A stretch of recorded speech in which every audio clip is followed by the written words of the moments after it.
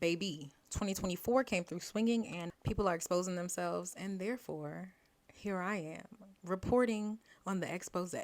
First and foremost, I am not an adoptee. However, I am the fiance of an adoptee, and I know harmful intentions and malice when I see it.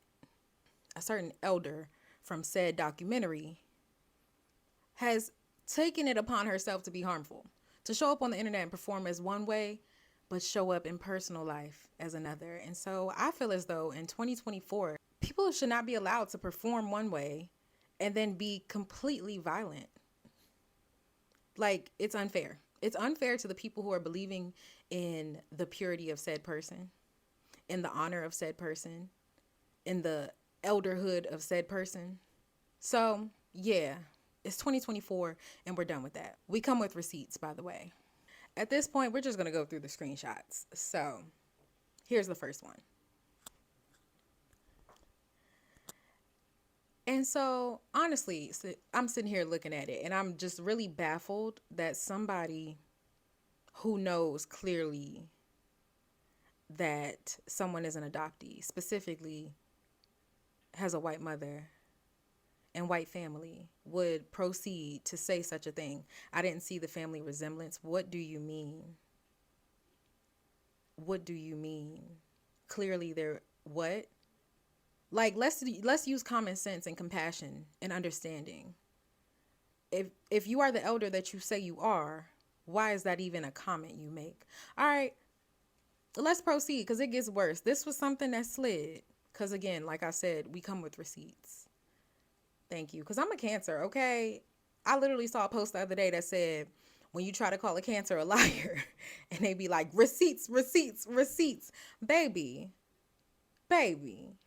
And we be so kind, so kind. But when you find it in your heart to fix yourself to come for somebody that is so special to me, baby, you don't want it. You don't want it. So listen. Next. Mind you, Blue is my fiance. She says, Mama, y'all never sent the invite. How was it? It looked amazing. Checking in about said party that she could not make it to. She sends a screenshot, which I don't really understand the reason for sending a screenshot, but okay, boo. Because it still does not show a receipt of sending it to us or Shy. Then she says, if you wanted to come, you could have done what others did. Ask me for the address. That's a little sharp tongue, but okay. If that's how you feel, that's how you feel. Whatever. Let's move on. She says, I could have. Mama has been insane over here. I hope you give me grace and understand I wouldn't just miss your event. Just saying, it was not intentional. She proceeds to say something disgusting. Let's just be clear. It's disgusting.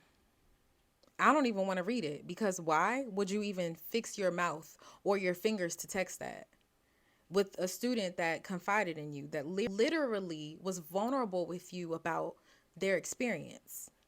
I have previous students. I would never say such a thing to them.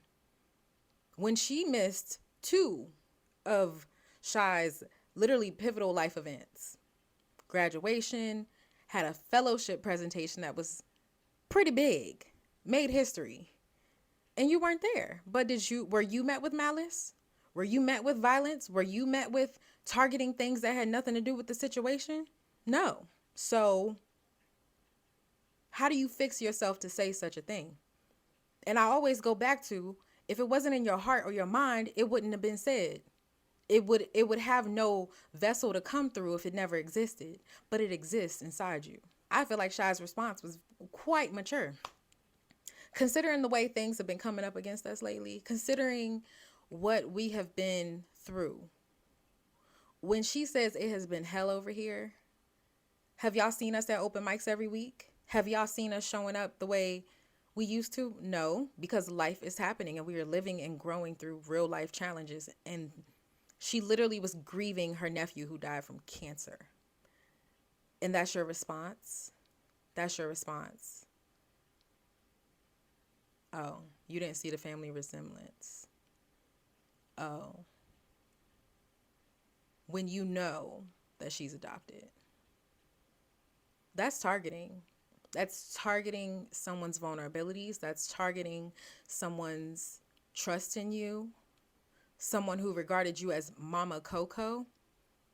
People don't get that name just for sport. I don't call people mama anything for sport. Any maternal figure was given that name out of respect, reverence, and love. And for you to meet me with the opposite, yeah, it's a dub. It's a dub. And I'm going to reference a post here. I saw a post, I put it on my story recently. It said, people think that you'll respect them because of their age. And she was like, I no longer respect people because of their age. You know, she was like, I judge you even more because you had more time than I did to become a better person. And instead you did the opposite. Y'all should reflect on that. 70 years old. 70 years old. And I believe that people can come back, but there are certain things that people say that are too harmful where it shows the true nature of them, the true heart of them, and the true intent of their work, of who they are. And so you can't act like you don't know. When you know, you can't act like you don't know.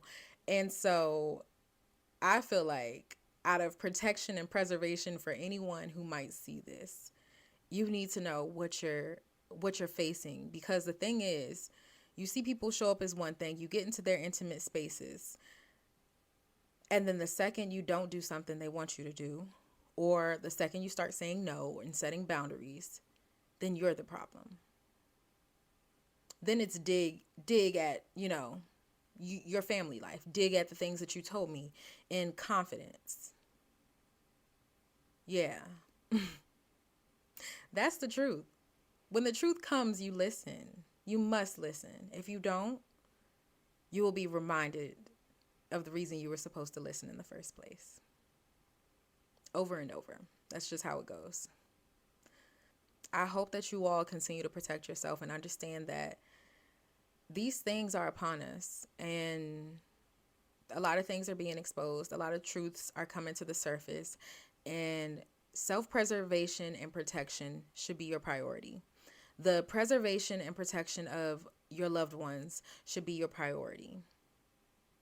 Those who love on you, those who provide mutual respect, those who see you, those who even see you mess up and understand that it's okay as long as you come back with true compassion in your heart.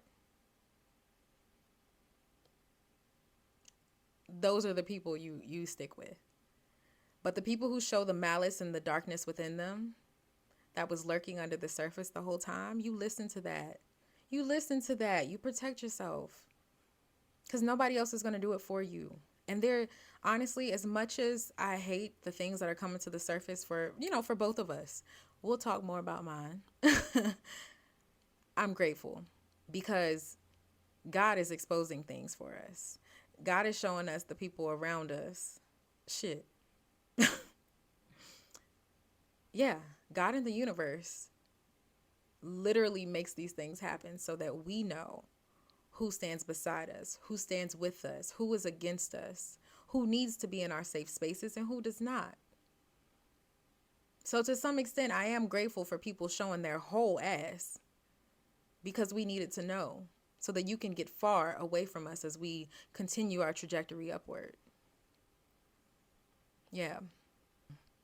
At this point, I'm so tired of being the kind person that gives people grace to be completely ruthless behind closed doors and literally let them go on about their lives. No.